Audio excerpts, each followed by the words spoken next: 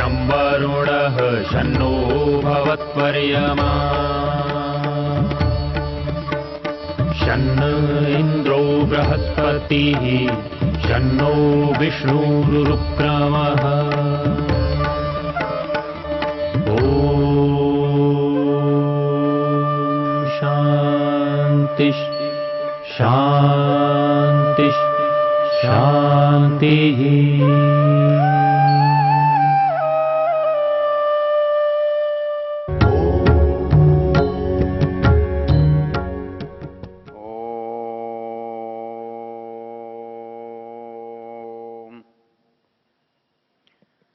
हम ऋग्वेद के दशम मंडल के ज्ञान सूक्त की चर्चा कर रहे हैं। इस सूक्त का ऋषि बृहस्पति और देवता ज्ञान है। हमने गत मंत्रों में देखा ज्ञान का क्या महत्व है और ज्ञान से हमें क्या लाभ होता है, उससे वंचित रहने पर हमें क्या हानि होती है। ज्ञान और ज्ञानवान व्यक्ति हमारे सखा हैं, मित्र हैं, हमारे सहयोगी हैं। उनके न होने से हमें कष्ट होता है, अंधकार की प्राप्ति होती है, अज्ञान से हम ग्रसित होते हैं। अगले इस मंत्र में एक विशेष बात कही है और ये मंत्र बहुत प्रसिद्ध भी है, सरल भी है। मंत्र है अक्षण्वन्तः कर्णवन्तः सखायो मनोजवेश्वसमा बभूवु आदघ्नास उपकक्षास उत्वे हृदा इव स्नात्वा उत्वे ददृशिरे। सामान्य रूप से इस मंत्र में एक उदाहरण दे करके एक बात कही गई है। जो बात कही गई है वो ये कही गई है कि भाई जो सीखने वाले हैं, पढ़ने वाले हैं, दुनिया में पैदा हुए लोग हैं, उनके पास जो जानने के, काम करने के साधन हैं, वो सब हमें एक जैसे दिखाई देते हैं, एक जैसे होते भी हैं। कोई मनुष्य पैदा होता है तो उसकी सारी शरीर में कर्मेंद्रियां, हाथ पैर और ज्ञानेंद्रियां, आँख, नाक, कान आदि एक जैसी होती हैं। जिनकी नहीं होती वो अपवाद होते हैं। नियम तो यही है कि सबके पास समान रूप से ये साधन प्राप्त होते हैं। ये साधन शरीर के चलाने के लिए, ज्ञान की प्राप्ति के लिए हमको भगवान ने दिए हैं। जो हमारी कर्मेंद्रियां हैं वो कर्म करने पर भी ज्ञान में सहायक होने से ज्ञान के लिए उपयोगी हैं। उन कर्मेंद्रियों के बिना हम ज्ञानेंद्रियों से पूरा लाभ नहीं उठा सकते। हम कहीं पढ़ने जा रहे हैं तब हमारा जाना, हम लिख रहे हैं तब हमारे हाथ से लिखना, हम सुन रहे हैं तो अगले का बोलना, हम किसी को बता रहे हैं तो वाणी का उपयोग, ये सारी जो हमारी कर्मेंद्रियां हैं उनका भी ज्ञान के लिए भरपूर उपयोग होता है। इसके साथ जो ज्ञानेंद्रियां हैं वो कर्मेंद्रियों से अपेक्षाकृत हमारे ज्ञान में अधिक उपयोगी हैं। तो जो महाभूत हैं उनके विषय हैं, उनके विषयों के अनुसार इंद्रियां हैं। इनमें एक संबंध है। जो संसार बना है उसको हम 5 भागों में बांटते हैं। पृथ्वी है, जल है, तेज है, वायु है, आकाश है। जो स्थूल संसार में जो पदार्थ हमें दिखाई दे रहे हैं, जो 5 हमको दिखाई दे सकने वाले पदार्थ हैं, उनको हम महाभूत कहते हैं। ये महाभूत तो हम इसलिए कहते हैं कि इससे पहले जो एक शब्द आता है सृष्टि रचना की प्रक्रिया में, निर्माण में, वो है सूक्ष्म भूत, अर्थात इससे पहले की रचना।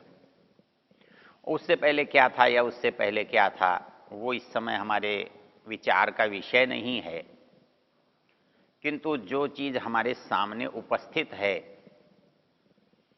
दिखाई दे रही है, हम उसके आधार पर इसकी चर्चा कर रहे हैं।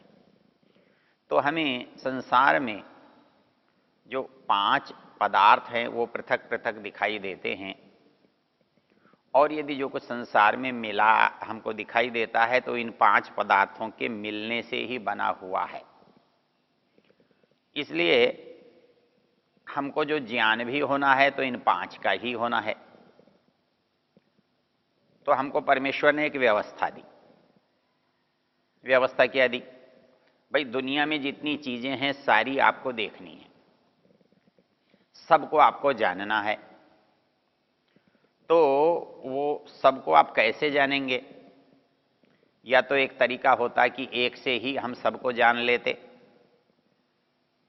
लेकिन ऐसा नहीं है। तो दूसरा प्रकार ये होता है कि एक एक से एक एक को जाने। तो पृथ्वी है, जल है, तेज है, वायु है, आकाश है। तो ये 5 पदार्थ हैं जिन्हें हम 5 महाभूत कहते हैं। और संसार क्योंकि इन्हीं से बनता है इसलिए भौतिक कहलाता है, और 5 भूतों से बनता है इसलिए उसे 5 भौतिक कहते हैं। तो ये जो भूत है इनका जानने के लिए जैसा मैंने निवेदन किया कि एक एक भूत से बने हुए पदार्थों का जो एक एक विषय है उनको भगवान ने जानने के लिए हमारे पास जो साधन दिए हैं, उनकी जानकारी के लिए जो उपाय बताए हैं उनको हम ज्ञानेंद्रियां कहते हैं। और हमारे जैसे 5 महाभूत हैं तो हमारी 5 ज्ञानेंद्रियां हैं। तो 5 महाभूतों का होना और 5 ज्ञानेंद्रियों का होना, ये दोनों की 5 जो संख्या है ये बता रही है कि इन दोनों में आपस में संबंध है। और वो संबंध ये है कि हर इंद्रिय से हर विषय नहीं जाना जा सकता, एक सच्चाई है। जैसे हम कान से शब्द सुनते हैं, लेकिन हम कान से देखना चाहें तो देख नहीं सकते, कान से सूंघना चाहें तो सूंघ नहीं सकते, कान से चखना चाहें तो चख नहीं सकते। तो कान से स्पर्श इंद्रिय का भी उस तरह से लाभ हमको नहीं होता जैसे मुख्य लाभ हमारा स्पर्श का होता है। तो क्या होता है फिर इससे? इससे एक ज्ञान होता है शब्द का, और शब्द का ज्ञान होता है तो ये जानना जो शब्द है उसका संबंध किसी भूत से अवश्य होना चाहिए। तो जिस महाभूत का जो विषय होता है तो उस विषय को जानने वाली वही इंद्रिय भी होती है। तो यहां हमारे लिए विचार बना कि शब्द कौन से महाभूत का विषय है, और कान उसकी इंद्रिय कहलाएगी, उसकी जानने वाली, उसको जानने का साधन। तो क्या शब्द जो है वो पृथ्वी का विषय हो सकता है? क्या शब्द जो है अग्नि का विषय हो सकता है? क्या शब्द जल का विषय हो सकता है? क्या शब्द वायु का विषय हो सकता है? एक बार तो ऐसा लगेगा जैसे शायद इनमें से किसी का हो या किसी का कुछ कुछ हो। जिधर से हवा चलती है उधर से हमको शब्द सुनाई देता है, यदि हवा उल्टी चले तो सुनाई नहीं देता। जल के अंदर डूबे रहते हैं तो दूर तक का शब्द हमको सुनाई देता है, जल में चलने वाली तरंगे हमको सुनाई देती हैं तो हमें लगता है शायद जल ही शब्द का साधन है।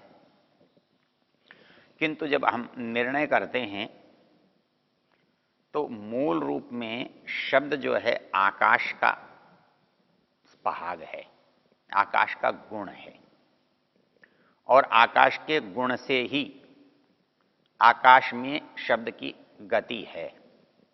यदि आकाश या अवकाश न हो तो शब्द का उत्पन्न होना और शब्द का गति करना, शब्द का सुनाई देना, ये सब कुछ भी संभव नहीं होता। इसलिए आकाश का गुण शब्द है और उसकी इंद्रिय जो है वो कान है। तो जैसे आकाश महाभूत, कान इंद्रिय और शब्द उसका विषय, ऐसा हमारी सब इंद्रियों का संबंध सब भूतों से है। जैसे कान का संबंध शब्द और आकाश से जुड़ा, तो वैसे ही आंख जो नेत्र इंद्रिय है, इसमें दृष्टि या दर्शन की शक्ति है। दिखने वाले जो गुण है उसे हम रूप कहते हैं, और वो रूप कौन से महाभूत का विषय है? तो पता लगता है कि जहां प्रकाश है वहां रूप उद्भूत होता है। तो अग्नि जो है वो रूप का विषय है।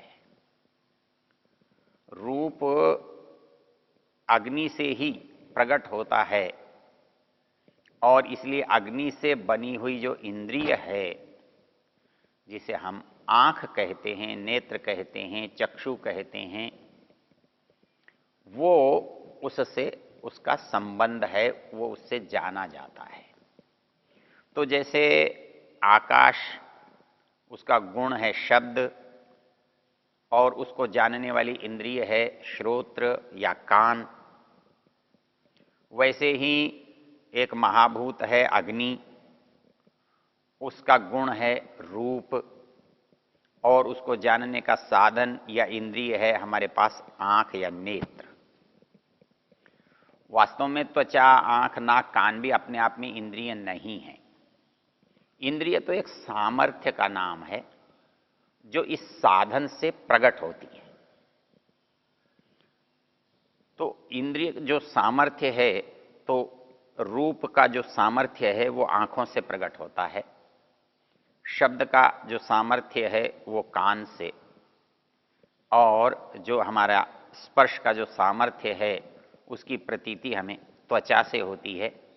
उसी तरह से हमारे यहाँ जो एक विषय है, ज्ञानेन्द्रिय है, जिसे हम घ्राण या नासिका कहते हैं, नाक कहते हैं, तो गंध की प्रतीति हमें नासिका से होती है।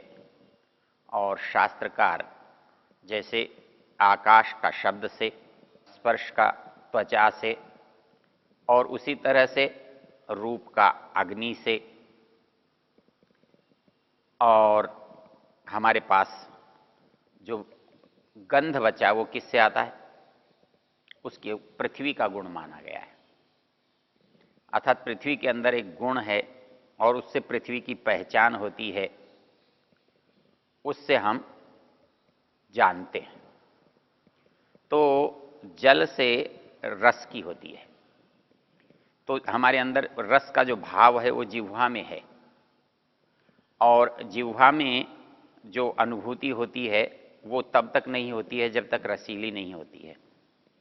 तो जो स्पर्श का गुण है वो वायु का है।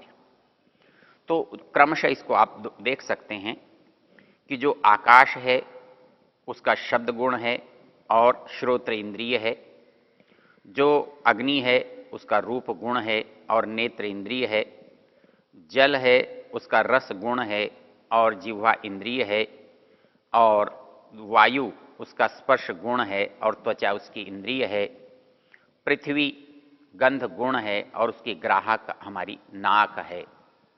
तो अर्थात ज्ञान का जो साधन हमें परमेश्वर ने दिया वो इंद्रियों के रूप में दिया।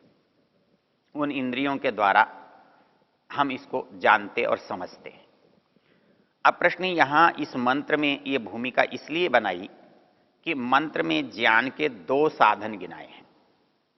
वो कहता है अक्ष्णवंतः कर्णवंतः सखाया। जो सखा हैं, मित्र हैं, उन सब के पास सब इंद्रियां हैं। उनके पास आंख, नाक, कान, जिह्वा, त्वचा, नेत्र सब है, नासिका सब हैं। वो समान हैं, लेकिन वो समान होने पर भी जो ज्ञान का जो पक्ष है वो भिन्न भिन्न आ रहा है। इसके लिए वो कहता है कि ज्ञान के जो प्रमुख साधन हैं, यहां 5 न गिना करके 2 ही गिनाए हैं। वो अक्षणवंतः कर्णवंतः क्यों कहा, 5 क्यों नहीं कहा? तो आपको ये पता लगेगा कि ये 5 नहीं कहकर 2 ही कहने का अभिप्राय क्या है। वो 2 कहने का अभिप्राय ये है कि अधिकांश में जितना ज्ञान होता है और इंद्रियों की अपेक्षा से इन 2 इंद्रियों से ही अधिक होता है। तो ज्ञान प्राप्ति में आंख और कान विशेष संबंध रखते हैं। हम आंखों से कैसे ज्ञान प्राप्त करते हैं और कानों से कैसे ज्ञान प्राप्त करते हैं? तो आप देखेंगे कि जब हम कक्षा में बैठते हैं, श्रोता के पास सुनने के लिए बैठते हैं, तब हमारी दोनों इंद्रियां ही लगातार काम करती रहती हैं। इसमें एक ध्यान देने की बात यह है कि इन कान और आंख के बीच में इतना अधिक संबंध है कि जब हम कोई सुनना चाहते हैं तो कान उस दिशा में अपने आप नहीं जाता, बल्कि उसमें एक बात विशेष होती है। वो विशेष बात क्या होती है कि वो विशेष बात ये होती है कि जब हमारा ध्यान केंद्रित होता है, हम कोई चीज़ सुनते हैं, तो हमारी दृष्टि सहज भाव से जहाँ से शब्द आ रहा है उस पर जाती है और इस तरह से नेत्र और श्रोत्र एक जगह बंध जाते हैं। अर्थात हमारे सुनने का जो एकाग्र होने का प्रमाण है वो हमारे नेत्र होते हैं। हम किसी की बात को ठीक सुन रहे हैं या किसी की बात को नहीं सुन रहे हैं,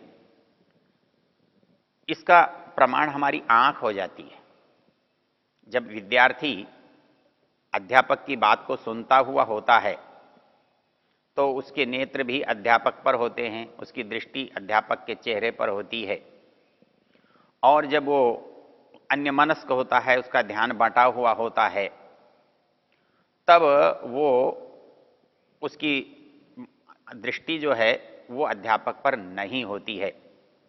इस तरह से जब आप देखेंगे तो यहाँ पर जो 2 इंद्रियों को ज्ञान का विशेष रूप से साधन बताने की बात आई है, उसका महत्व हमारी समझ में भली प्रकार आ जाएगा। ओ